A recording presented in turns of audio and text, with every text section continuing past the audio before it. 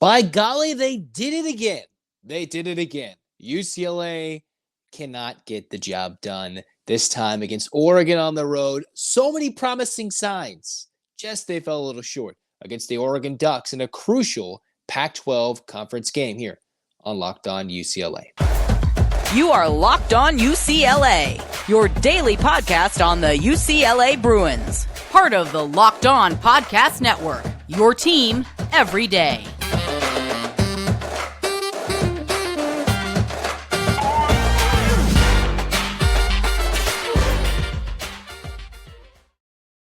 Welcome, everybody, to this edition of the Locked On UCLA podcast. I'm your host, Zach Anderson-Yoxsimer. Thanks for making the show your first listen each and every day. It's free wherever you get your podcast, and it's available on YouTube. Like, comment, and subscribe. Thanks for your support. If you've been grinding through us with this UCLA basketball season, the Bruins have fallen down below 500 again, 6-7. 1-1 in Pac-12 play, losing at Oregon, who improves to 10-3, 2-0, a team that could probably make some crazy things happen later in this season once they're fully healthy, even with the roster they've got under Dana Altman. Meanwhile, for the Bruins, it would have been a big-time win. Looking at bracketology from Joe Lunardi, a win against a tournament team on the road, which the Bruins just don't have this year, is something they need to improve the resume. Well, at this moment, you throw the resume out the window. You just got to get wins, and they're getting better. But then when they need to turn it on late, when they need to turn it on in close games at the end of games, they just do not. The Bruins have costly mistakes every single time they try to fight back into a game. They just seemingly shoot themselves in the foot, and the Bruins come away with a 5-point loss. In the game, they led a little bit, I believe, by 5 before Oregon went with a barrage of threes back-to-back to go up by 1. The Bruins then don't score for almost 4 minutes after a quick lead change from Lazar Stefanovic. And then all of a sudden, the Bruins just struggle to either, one, score and get the game within a one-possession game, or when they have the ball, they turn it over. It just flip-flop like that back and forth. There's sometimes, especially in the recent days, in the recent years, just a little prior to Mick Cronin, there were some terrible UCLA teams. There have been some terrible UCLA teams. God-awful, unfortunately to say. I do not believe this is one of those god-awful teams. They're right there in every single game, which makes it all the more frustrating for us watching these games where we know they could have probably plucked off a couple of more wins than they should have now. This team at 6-7 should at least have a couple more wins. I think I can be fair in saying that. This team should at least have 2 more wins than the 6 wins they got right now. And that's, I think, being generous. But again, that's the ups and downs of having a youth team, a team that's full of youth, a lot of freshmen, guys who didn't get over and get to play in the summer in Spain, guys who didn't get to come over and practice, play right away, like Bona having to find a way to practice, and now he's not even getting time on the floor. Berke, who's clearly, in my mind, the best UCLA freshman. All apologies to Brendan Williams, who's been playing excellent as of late. Berke is clearly the most talented, and once he decides to go into takeover mode and the Bruins feed it to him more and more, I think UCLA will figure it out once Berke is in takeover mode. And until that happens, the Bruins are going to kind of get stuck scuffling like they are, because the guard play just is not there this year. It's one thing to be, all right, a floor general. It's another thing to have your backcourt. So this is where I'm considering backcourt. You've got Andrews, Mack, Stefanovic, and McClendon, even though McClendon didn't have that bad of a shooting game. Brandon Williams listed as a guard. I'm going to consider him more of a small forward, even though he's listed, depending where you go, forward, guard, whatever site you want to use. We're not including Williams in this. The backcourt for UCLA today, with all the perimeter shooting, I believe 10 for 39, if I did my math correct. 10 for 39 for a team that just can't shoot the basketball. That's 25%, just a little over 25% for a team that was woeful shooting the basketball. Woeful. 3 for 19 from 3. And if you want to be generous and not take Lazar Stefanovic's half-court heave at the buzzer, then you're going to take away, it's 3 for 18. A team that has been up and down to be decent shooting the basketball. This is a team that just can't shoot. Or at times when someone's cold, they're not feeding, or the guys who are really good shooting the ball aren't taking the shots. Your best 3-point shooter, percentage-wise, McClendon, 1 for 2. He was 1 for 4 this game, but his 3-point shooting numbers, I applaud his year-to-year uptick in percentage and how he's fought through injury and maybe that mental side of the game that when you're missing that many shots one year, you go in the work on the offseason, you improve. Some ways the Bruins got to get him the ball. And now he's not Singleton who's going to go make some off-balance threes, but even then, he's someone the Bruins need to shoot a couple more. If you're shooting 20 a game, McClendon can't be only shooting 2. So if you're thinking, all right, they're 10 for 39. The Bruins are taking all these shots. Andrews struggled to shoot the basketball, 2 for 12. Mack just kind of a non-factor, turning it over. Second on the team in turnovers with 4. Just some lazy passes that led to steals where the Bruins were getting back into it. Oregon gets a bucket. They steal it, dunk it. All of a sudden, they're down 7, and the Bruins have to fight back again. It was a poor showing by Sebastian Mack, who won a lot of hearts over in the beginning of the season with his ridiculous plays offensively. And then Stefanovic 0 for 6 from 3, including when the Bruins were trying to get it within 2 or 3, whenever they had the wide open 3, and he just missed one. And I don't think that's always going to be the case. It was an off night for him, but it was just clearly the game where the Bruins could have passed it much better to Bona and get Berke to take more shots. Watching the broadcast, just talking how they emphasize, Mick Cronin's emphasizing Berke needs to shoot the ball more. Well, the Bruins have to find him more in this offense. How you got to find him when Bona and Berke are combined 11 for 14 and score 27 of your points. How are they not touching the ball more? How are they not? I know they combined for 5 turnovers between the two of them, but UCLA had 2 players, 2 freshmen combined for 9 turnovers. Sebastian Mack and Brandon Williams, who had probably some of their worst games in varying aspects as Bruins when it came to Williams taking care of the basketball. For Mack, overall, Dylan Andrews is a sophomore, probably one of his poorer shooting efforts. I know he's got a lot on his plate when it comes to doing a lot of things all around for the Bruins. He's growing into his role, but UCLA needed someone to take over, especially in the backcourt. Did not happen. You can't be 3 of 19 from 3 and turn it over 16 times. You can't be missing 16 3-point shots and turning it over 16 times. Oregon had 12 steals in this game.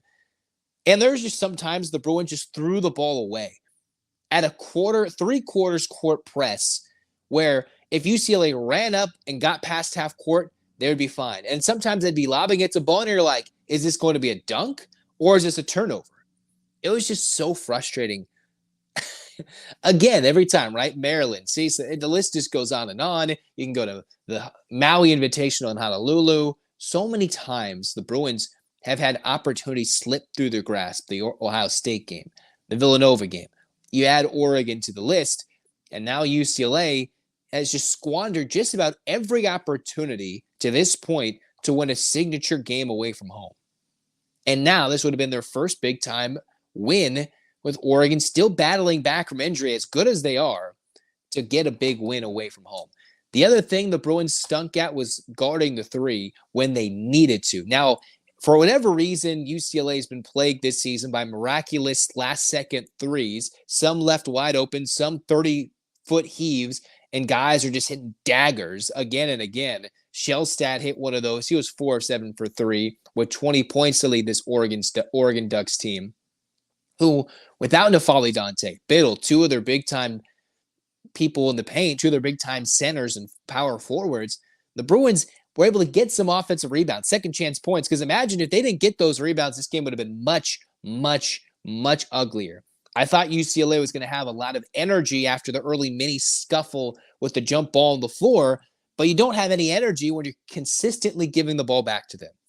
Now, you can play with reckless abandon, but you have to shoot and score like that, and the Bruins do not have that ability this year. They do not have the ability to play recklessly offensively, and that's just not how they will ever play under Mick Cronin with an offense. It's just not how they operate. So you can't either be so terrible shooting the basketball and turn it over. You can't have both, or you're just going to be into a bad basketball team. And the record reflects it. The youth and mediocrity so far are reflecting with some poor play mistakes in crunch time. Now, when they can figure it out, if they do that this season with this team, then it'll be a great sight. It'll be one of the more intriguing teams to watch in college basketball come March, because the more and more the Bruins lose these games, and I'm wondering how many more. You don't got mulligans at the moment. At some point, it's just not losses. They need wins, and they're not getting wins. Sounds like a stupid, simple statement that I just said, but all right, you look at what's a bad loss. Okay, you need good wins to get in the tournament. And there's plenty of solid Pac-12 teams the Bruins have left on their schedule at home and on the road to earn their resume of sorts in. But they just got to get better, to not turn it over, shoot better. And I'm not sure how much the shooting's going to get better, because the guys are who they are. They have heart. They have hustle. They're in every game. Again, look at Adem Bona racing around the floor, blocking shots, learning how to not foul and improve that much in just a few games span, right?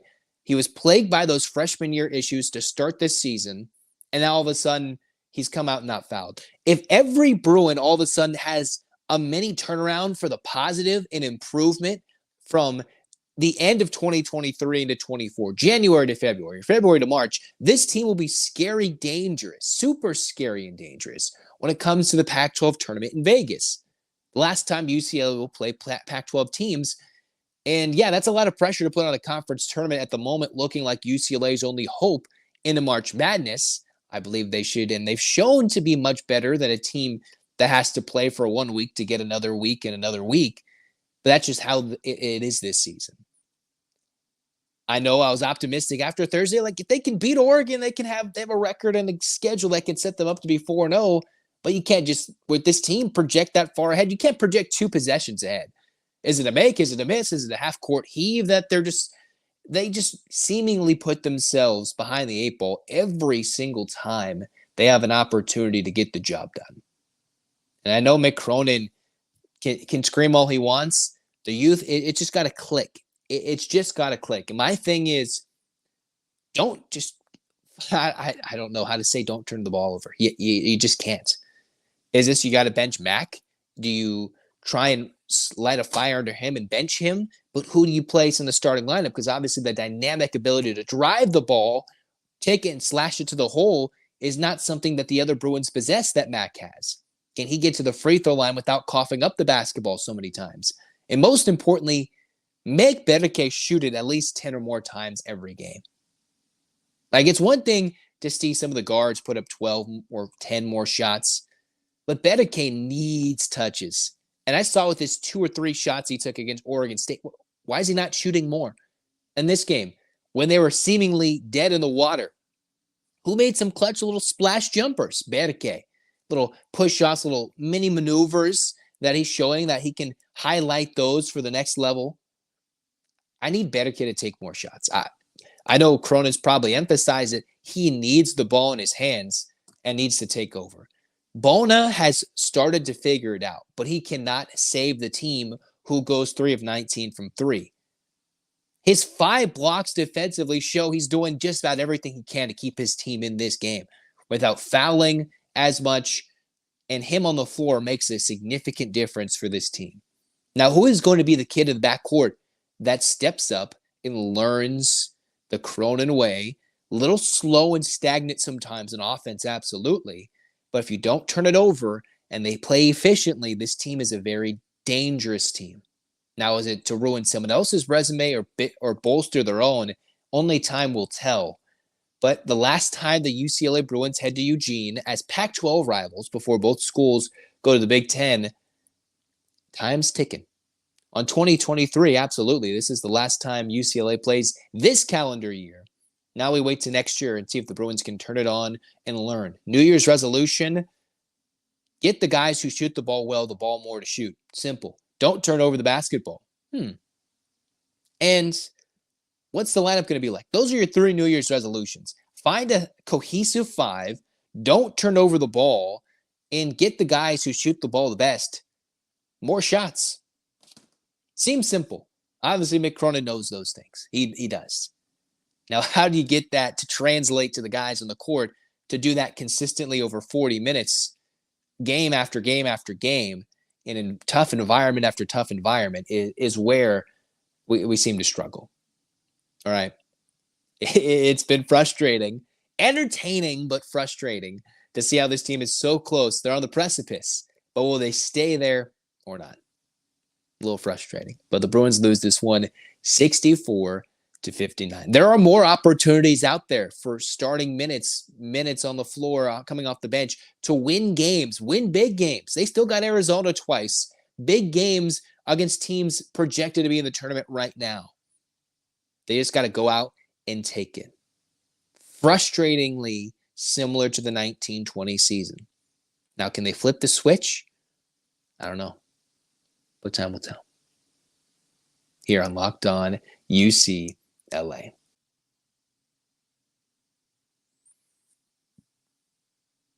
You know, on this show, you get a lot of in-depth analysis, whether it's football, basketball, everything in between, and hot takes, right? Well, I'm going to give you one of the hottest takes of the day. My hottest take, beyond simply shooting the basketball and all that. Right now, the best lineup in LA is a lineup of auto loans at Logix. Starting off with the favorites, you got the proven and dependable new and used vehicle loans. You can count on these guys to give you low rates, give you big-time bucks, because next up, they got this exciting new rookie sensation. They're electric vehicle loans with super low rates, flexible payment terms, because to round out the lineup, the auto refinancing loans and lease buyout loans. Those guys can help lower your monthly payments to get on the road to faster, owning your car faster. It's a hot take, but seriously, nobody can beat the lineup at Logix. Visit your local Logix branch right now, right here in LA or the surrounding area, and let one of their amazing team members help you. Or you can apply online in minutes at logixbanking.com. That's LOGIX banking, logixbanking.com.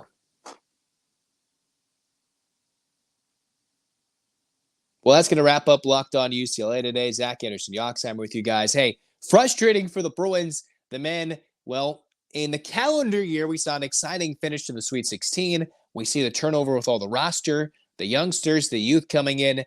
Promise. There is promise. Now, we'll find out in the next year.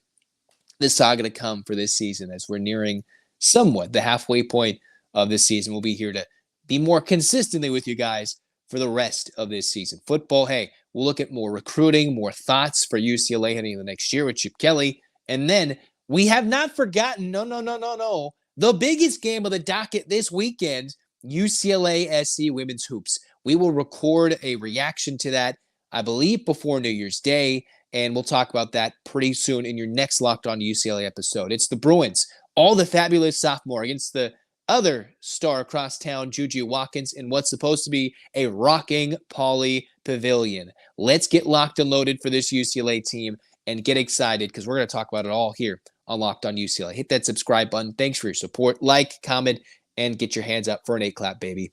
And 1, 2, 3, 4, 5, 6, 7, 8.